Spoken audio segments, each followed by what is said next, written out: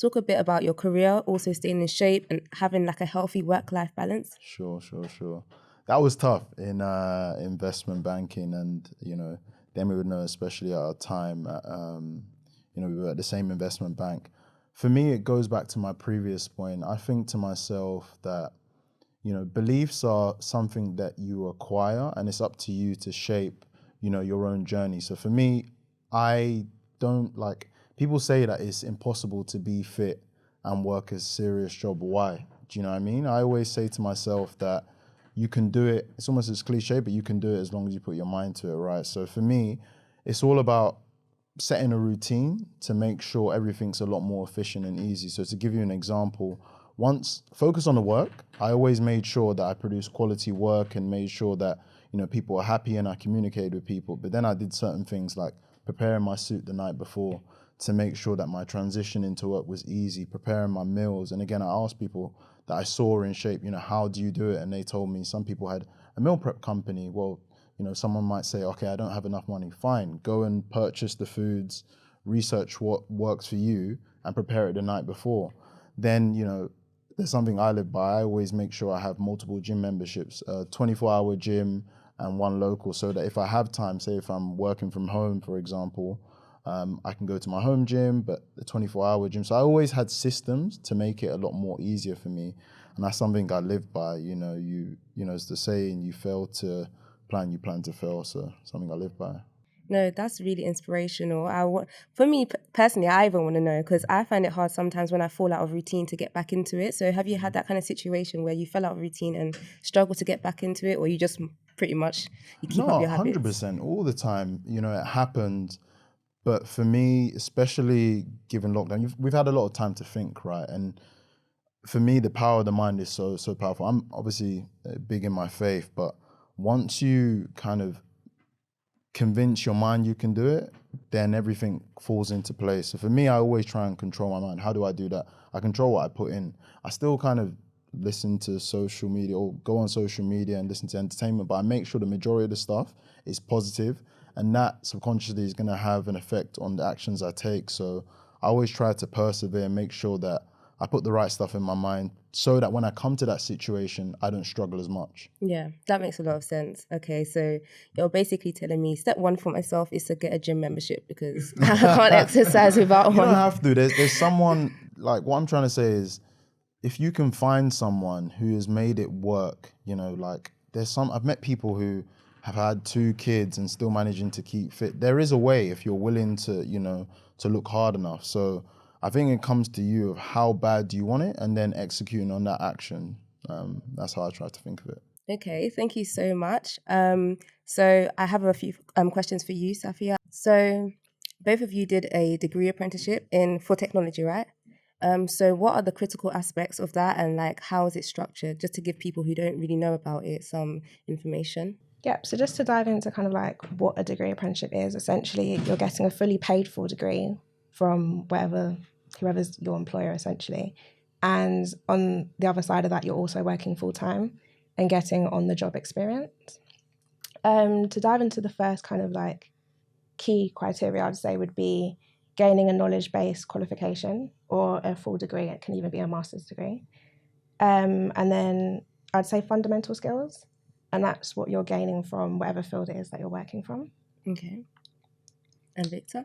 Yeah, so just to piggyback off of what Sophia's just said, there's also like an employment element of it where they're training you to the industry standard. So whereas university would train you on what the textbook says, your firm is training you on what they want from you. Okay. So if I'm understanding correctly, as you're learning and doing the degree, you're also working like intertwined, not one after the other. Yeah, so to dive a little bit into kind of like our structure, so mine and Victor's structure are actually quite different.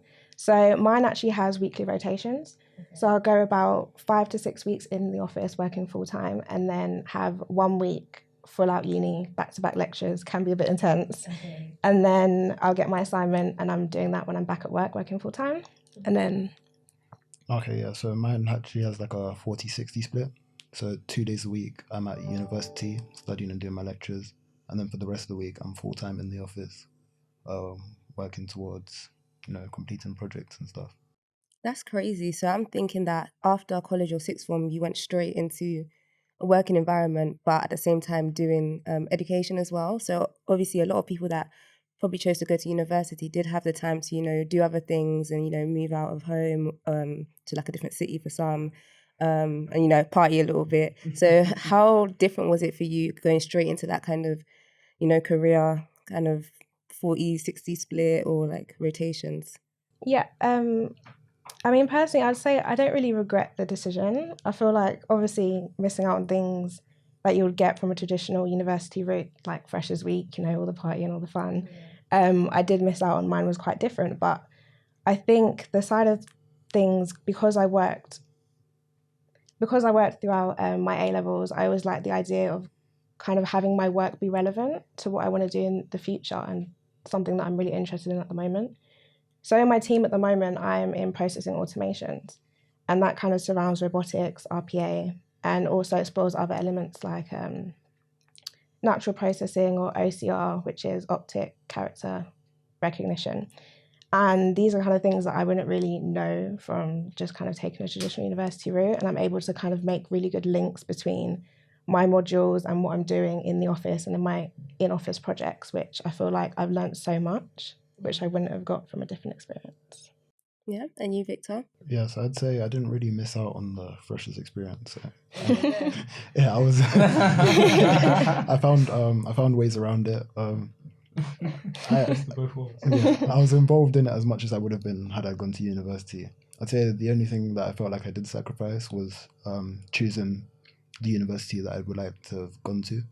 But when I think about it, I'd say having the opportunity to work for such a prestigious firm off the back of sixth form, it's something that it's a firm that I would have joined anyway had I gone to the university I wanted to. So with that aspect, I guess it's a good trade-off. And just to continue from something you just mentioned, a lot of people have like the 3 years or so to kind of develop in university before they have to present themselves in this kind of, proper manner, or however you want to say it, for a corporate role, whereas you guys went straight from sixth form to apply for these roles. So what would you say are the skills or like the things you showed them that made you secure the role? How did you prepare for the interview process and the application process? Okay, so I'd say to start off with, I think there's like a big misconception with degree apprenticeships. Like a lot of people think you have to go in there knowing how to act and knowing everything about the industry. Well, everyone there understands that you literally just came from sixth form. So like I have a funny story. Like when I first showed up on the first day, I got stuck in the revolving doors with someone who's like a senior manager at the firm, and she just looked back at me and was like, okay. So yeah, I think like they kind of expect you to not know what you're doing in a sense, and the whole point of it is to train you up so that by the time you do graduate, you're at that standard. Okay, that makes sense. So do you have anything to add, Safia? Yeah, I think maybe just looking at kind of like the key points that you could advertise when looking for kind of like an apprenticeship or degree apprenticeship role, I would say would be teamwork. Teamwork's a big thing. Like they want to know that you're able to communicate and be effective and kind of ask the questions, because that is your role essentially. You need to ask the questions throughout your kind of qualification. Aside from that, I would say organisation. They want to know that you can kind of handle the pressure of doing your qualification or degree and keep up with your full-time employment. Yeah. And then lastly, I'd say having relevant work experience to the field that you want to go into and just showing that you have interest and you can take initiative outside of that.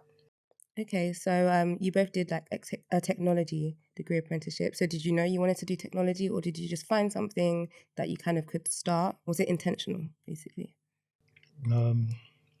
I'd say I've always had like an interest in technology, coming from like watching like Iron Man movies when I was younger. But when I first started sixth form, I wasn't sure whether I was going into the tech field, because it was a lot to do with like whether I was going to do maths at A level and such and so. So I guess I kind of decided as I was going in. So once I realized that I was going to do maths, I was going to do computer science, I was going to do physics, I was like, I guess it makes sense to go down the technology route. And so that's when I started started looking at degree apprenticeships, and then from there started applying. For me, I'd say mine was a bit more kind of random almost. So initially I kind of felt like the pressure of year 11 coming up and kind of UCAS and not really having an idea about what I was really interested in and what I wanted to do like in the long term. So it was kind of during one of the lockdowns where I kind of thought to myself, like, let me look around and see, what I'm really interested in. Because I never really felt really passionate about a specific field or subject. And that's coming from doing like STEM A-levels. So it was actually my sister who brought it up to me about coding. And at first I was thinking no, but I did do a bit of research. I started to do like my own little courses, kind of free, like sheet codes and stuff like that. And then built my own kind of starter projects. And it was when I was kind of like debugging and stuff, I grew a lot of confidence in like what I can do and understanding what's going on. And I think that was what kind of pushed me to keep going down that field. Yeah, that's understandable and definitely relatable. I have a soft spot for tech because obviously I'm also a software engineer too. So yeah, through an apprenticeship as well. So I can really relate to that and just kind of trying to start up and build confidence. Thank you, Safia and Victor, for the insight into like the way you got into your tech roles. Obviously, we have a range of different ways that all of our panelists have, entered into their careers, whether it's in finance or whether it's in tech. So thank you guys for your input. So for those watching, if you kind of want to emulate what some of the routes that have been taken here, whether it's like a degree apprenticeship or, spring weeks and insight weeks, you can obviously get some coaching from us here at CourtFit. So you can go to our website, www.courtfit.com, and find various coaches there for whatever your needs may be, finance, tech, law, whatever. So now moving on swiftly, I want to ask you, Solomon, a bit about your work-life balance and, things you've done to contribute to the community, whether it's in fitness or whether it's in finance. Yeah, so the way it started was at university, I was big on social media. And what I mean by that is I used to use Snapchat to just document everything I was doing. So whether I was going on a night out, studying at library, when you're excited at university, I grew up like in inner city London. So going to the university I went, it was a big campus uni. And so that was a new experience for me. So I just wanted to document it. And unbeknown to me, I used to get a lot of questions from whether it's the football team or I saw your Snapchat, you did this, you did that. So I didn't know, but I was actually documenting a journey people were interested in. And then fast forward, when I think about, getting into investment banking and breaking into uni, for example, similar to Reggie, it was a challenge to find a focal point to kind of show me that journey. So I took the responsibility to say, okay, I'm going to reduce the work of others and document my journey to provide a platform for others, if that makes sense. And I think once you ask questions, you evolve naturally over time, i.e. it went from Snapchat to recording on Instagram. Then eventually I started a YouTube channel, which has been going on, I think it happened in lockdown. It was a very interesting time. And I felt that there was not a lot of insight into investment banking. How do you get in? So if you Google it, I'm sure something like Wolf of Wall Street would come up, and that's not really, really realistic. The people in finance would know, it's almost like hidden. There's a lot of secrecy towards it, which is understandable because there's a lot of compliance. But in terms of like, how do you apply and what is it like and how do you balance, work and fitness, I felt like there wasn't much information there. So yeah, my YouTube channel really looks at a couple of things, but the main premise behind it was that, work life and work and fitness are not these two distinct things that, live on their own. Like you can synonymously have a healthy work-life balance as long as you make the right choices. So I've done, day in the lives, and people have just been interested on how I, set my day up, what I do in order to make the best, healthiest choices. And it's led to a couple of opportunities, and I enjoy it. If you do something continually and evolve, you enjoy it, it's gonna, push you to do more and more. So yeah, the YouTube channel is Life of Soul.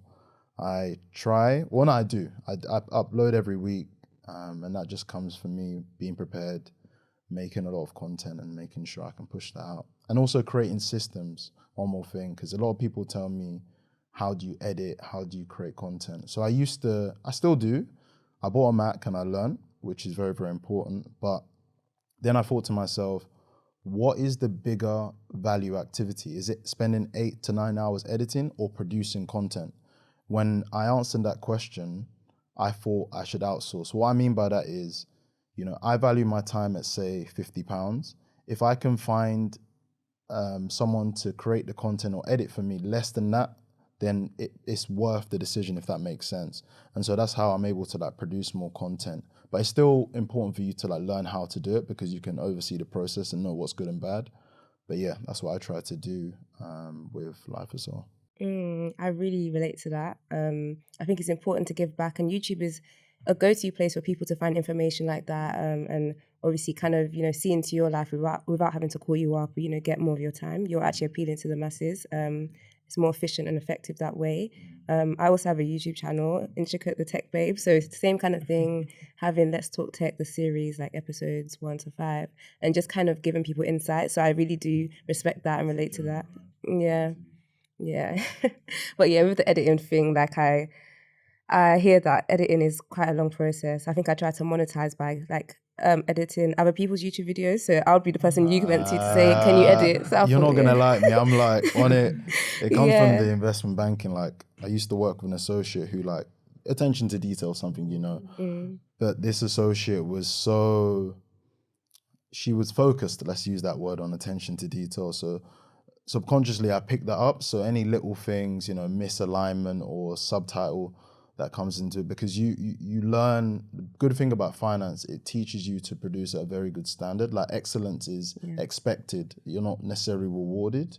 And so yeah, it translates into YouTube. So Yeah, I can imagine. It's good because at least you can, as a client, say, you know, can you move the subtitle to this? You know the terminology, you know what it takes. So it's a lot easier for the editor to do it than just being like, can you put a pink thing on the screen somewhere here? Like, it makes sense. Okay, so thank you so much for sharing that with us and for all your contributions to the corporate community and the wider community as well, for fitness and for tech. I'm sorry, for fitness and for finance. So I have a final question for everybody on the panel. So just quickly give I would just say your top tip. Number one, if someone said you have 30 seconds to give me the most value you can from what you've learned in your experience, what would you say? So we'll start with Reggie and work our way through the panel. I think my biggest tip stems from life and the journey that I've sort of been on. And one thing that I always try to remember is the hardest moments create the best stories. And I say that because there's been lots of times when you're on this journey and you just want to give up, or things aren't going your way, or you think this is long, or this isn't what I want to do, and you almost try to find various different excuses just so that you don't have to continue on that journey. And I've been through it. I'm pretty sure the people on the panel have been through it as well. But I feel like those hard moments are what makes the end result so beautiful and makes the end result so worthy. And like I always say, I wouldn't be sitting on this sofa or various other sofas if I didn't persevere through those hard moments. So yeah, I'll say the hardest moments create the best journey. Yeah, I think it's kind of what people say, sometimes flippantly, but it's really, when they say pressure makes diamonds, it's those hard moments that bring out, you know, the real value and like the beautiful moments that you have today. Okay, and Safia, what about you? What would you say? I think I'd say to be confident, and be confident when you're building connections and build connections, but also be selective when you're doing that. I think it's very important to remember that not everyone should be kind of exposed to your energy and like what you're like. And I think I get a lot of questions about kind of how to get to companies and what to do to get there. But I think it's important to kind of remember that as much as you're interviewing for the company, they're interviewing for you. Like they need to meet your standards, they need to align with your values. That's a good point. I like what you said there. I think, you know, confidence, a lot of people face this imposter syndrome, and sometimes it's hard to get over. And I think people talk about it a lot, but ultimately it's about confidence and, you know, believing in yourself. And I think what you said about making sure the company is the right fit for you helps you to overcome that as well, not feeling like an outsider or like you don't quite fit. And what about you, Victor? What would you suggest? I'd say be intentional. So when making decisions, you know, think about why you're doing it. Don't just do things for the sake of doing them. So if you do want to go to university, you know, pick a degree that you know you think would apply to you. And even just as simple as like, you know, when you wake up in the morning, like, you know, your appearance, for example, like it plays a part. Be presentable. Yeah, so like it plays a part in your confidence. Like when I go into work, I iron my shirts like the night before, lay it all out. So when I go in, I feel a bit more confident. It's like I'm not rushing in the middle of the day, like at the beginning of the day, sorry. And so I go out and I'm feeling a bit more confident. And so when I talk to people, I'm like, yeah. That's a good one. I like what you said about being intentional. I think it kind of relates to what Solomon said before. Is like if he didn't know why he was doing his YouTube channel or why he wanted to go to the gym, then it's easy to fall off and it's easy to like lose passion or get to that dull moment where you're like, what am I doing with my life? So when you make decisions intentionally and do things you actually are passionate about or being in a place where you think is the right fit for you, is it's just an easier setup for success. I believe. What about you, Solomon? What would you advise? You know what? My mind's evolved, but I think the biggest thing I'd probably say is don't be afraid to fail. Because you shouldn't see it as taking a risk. You should see it as like, not risking or betting on yourself, if that makes sense. When you kind of are afraid to fail, it prevents you from taking the action that will get you closer to your goals. If we go back to the way school's taught, sometimes we're taught to be correct, to make few mistakes. But the more mistakes, you should view it as I'm getting closer to my goal. I'm finding out the best route. And to make that journey easier, there's two things. Always try to seek the right people. And I think it's been prevalent in everyone's life because they've been through the journey and they can make it easier for you. And always, if you stop learning, you stop earning. So always try to apply knowledge and wisdom wherever you can take it, whether it's through social media, through the right people, through reading books. Because reading books, for example, is, leveraging on someone's experience who's already gone it, and you can just take the best bits, right? So I'd always say, I'd probably say don't be afraid to fail. Yeah, I agree with that heavily. I think, how would you know if you don't try? You've only failed if you don't try. That's the only way you can for sure fail. So yeah, definitely, I believe that is a good one. And also, it's kind of, I know this is a weird example, but like playing a game, it's like level 1 to level 10. You probably fail at level 2 and you have to start again maybe, but then it's easier to get to level 4 and so on, and you eventually reach the goal. Without the experience of failure, it's harder to work through it next time. So I definitely agree with that. So I just want to say a big, massive thank you to everyone that's here today for giving us your time, your wisdom, and letting us, ask you 100 questions. But yeah, you guys have been very patient with me, and you've given a lot of useful insight to our community here at CourtFit. So if I can just go through one by one with you, just give us your name and your socials, where we can find you, etc. So starting with you, Reggie. Reggie Nelson _10 is my handle for everything, and LinkedIn is Reggie Nelson, my name. Okay, cool. And Safia? So Sophia, and you can find me on TikTok, Sophia Rosie, and just in general, Sophia Rosie. Okay, thank you. And Victor? Victor Adegbesan. Don't know if it's gonna spell that for. Okay, so Victor Adegbesan. That's my LinkedIn, and my Instagram is photos of VA. Okay, thank you. And Solomon?